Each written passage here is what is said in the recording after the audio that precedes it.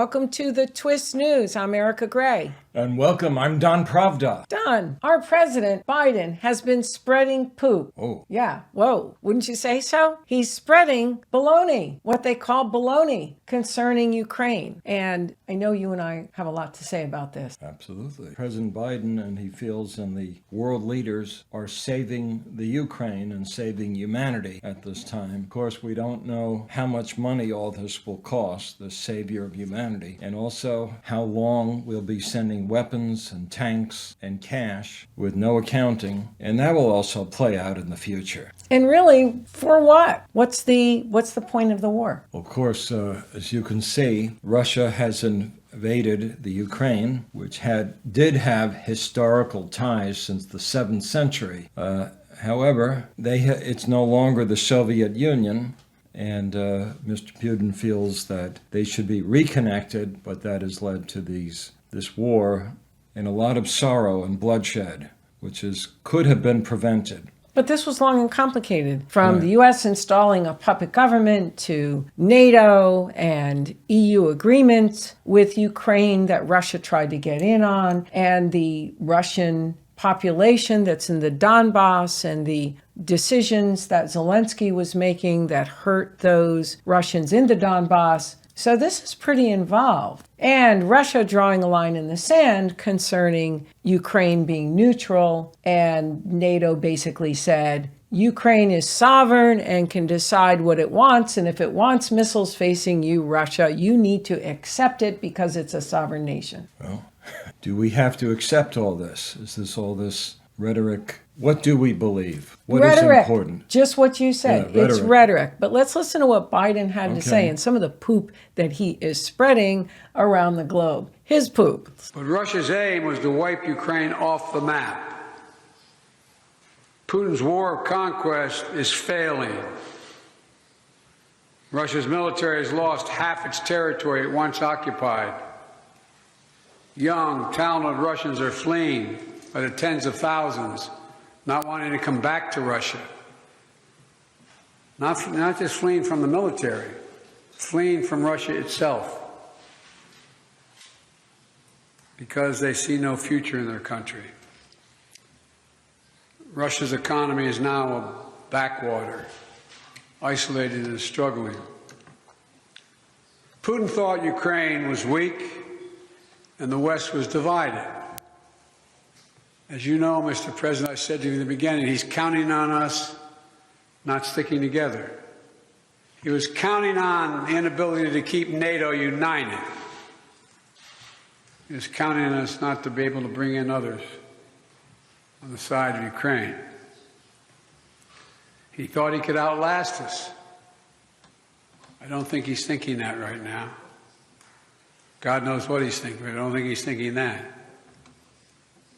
But he's just been plain wrong. I think we should go back to Vietnam and declare war against North Vietnam so the South can have freedom. That's what I think. And then what about Korea? I think we should invade Korea also, because shouldn't North Korea be free? Wait a minute, Don. There's no other country but Ukraine. There's no other people but the Ukrainians. And Biden is forgetting the fact that all of the money he is spending on this war is causing a lot of those deaths and keeping the fighting going. But this is pure manipulation on his part. And Americans, I believe, are getting tired of this war, seeing through the baloney and tired of all the money that is being spent, and that the only nation in the world that seems to matter is Ukraine. Well, I have an idea also. How about invading the Falkland Islands? Maybe throw in Grenada, so we'll keep military busy. You mean fight a proxy war there?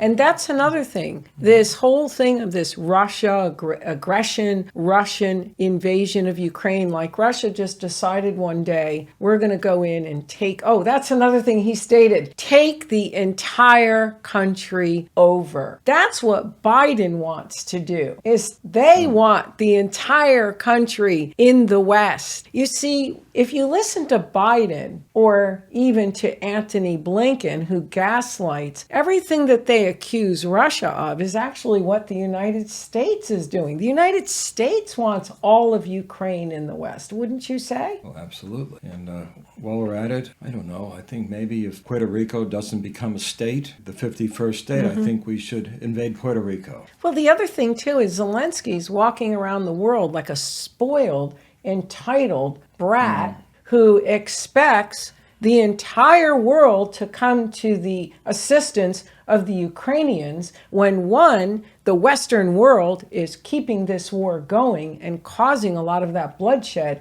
that's now taking place in Ukraine. But in addition, he expects now, as this entitled nation, Ukraine is entitled, should get everybody's weapons, everybody fighting, everybody's money, when the reality is it's those nations that are helping that are keeping this war going, because what Russia just asked was Ukraine to be a neutral nation. But no, that affected the sovereignty of Ukraine.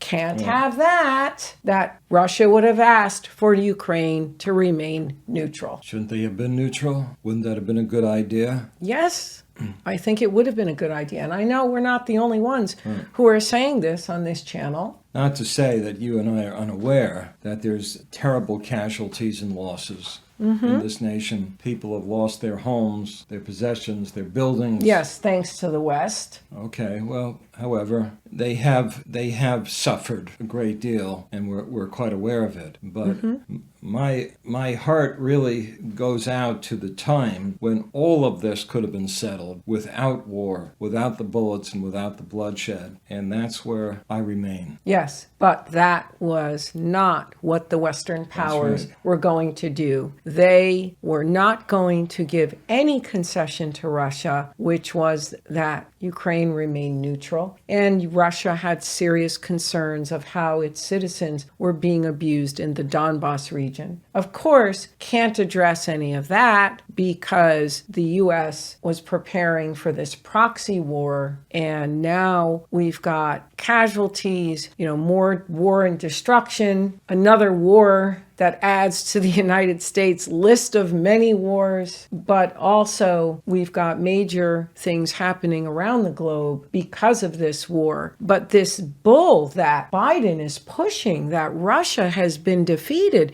when it's anything but, it's growing stronger with the BRIC nations now. It's forming pacts and alliances, and the pipeline that'll be between China and Russia will replace the Nord Stream pipelines. And there's different other deals in the works. So where is Russia losing? Its economy's not been affected like Biden is trying to make it sound.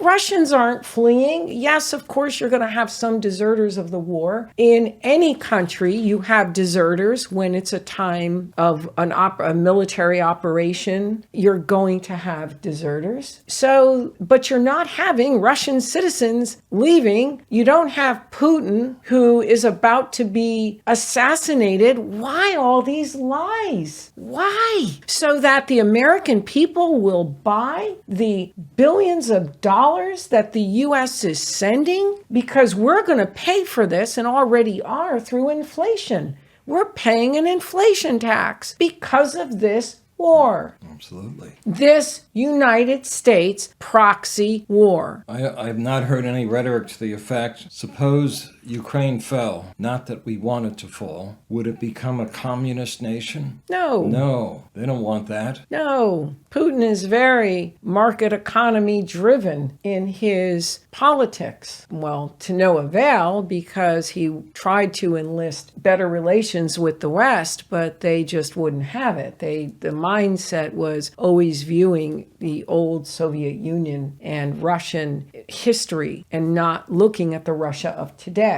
And I think for the U.S., Russia was a competitor. And what do? Like with China, we sanctioned the competition. We crushed the competition. That's how ruthless the U.S. has become in its policy. So essentially, Don, I think that Biden is spreading poop, and he's spreading baloney and lies and more disinformation to get the American people to swallow the wrecking of the U.S. economy because of all of this runaway spending. There was a time when I was a child, little guy, and this is what I heard about Vietnam. I heard a country named Red China was going to be totally sweeping Asia. It would be in charge of all of Asia, and then Australia would be conquered. So suddenly you saw planes above sweeping over New York, and that was the beginning of the Vietnam War. And very subtly, actually, was China really in that war? No. North Vietnam held on for a long time, and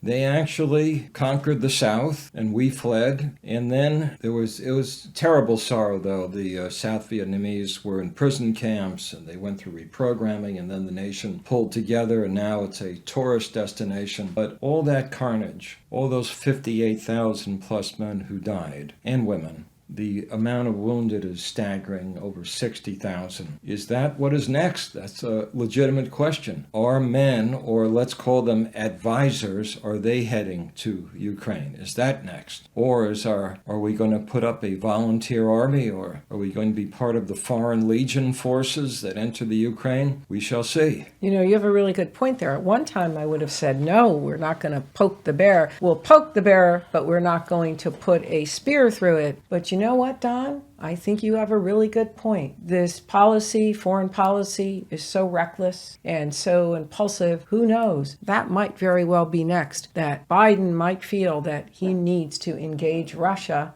in a war. Can't wait. Look forward to to all this wonder. Now, would you like to, in a finale, maybe give some final words quoting your favorite Rabbi Jake LaMotta? Rabbi Jake LaMotta. So for those who feel that they want to extend this war, go in, fight. Well, you know something? Let's stay for another 20 years like we did in Afghanistan and Iraq. And but here's the famous, my old buddy, Rabbi, Dr., Philosopher Jake LaMotta, former middleweight champion of the world. Here was his wisdom to me at the age of 96 concerning conflict. This is what I learned, That was great. Love the words of the Rabbi philosopher LaMotta. LaMotta. That was played, of course, by Robert De Niro in Raging Bull. And Robert, you deserve the Oscar for that performance. Unbelievable. Well done, Mr. Scorsese. I hadn't forgotten about you either. Well, so I guess that was the final words. And stay tuned, folks, for more from the Twist News. Check out our Amazon store. And if you're not a subscriber to this channel, be sure to subscribe.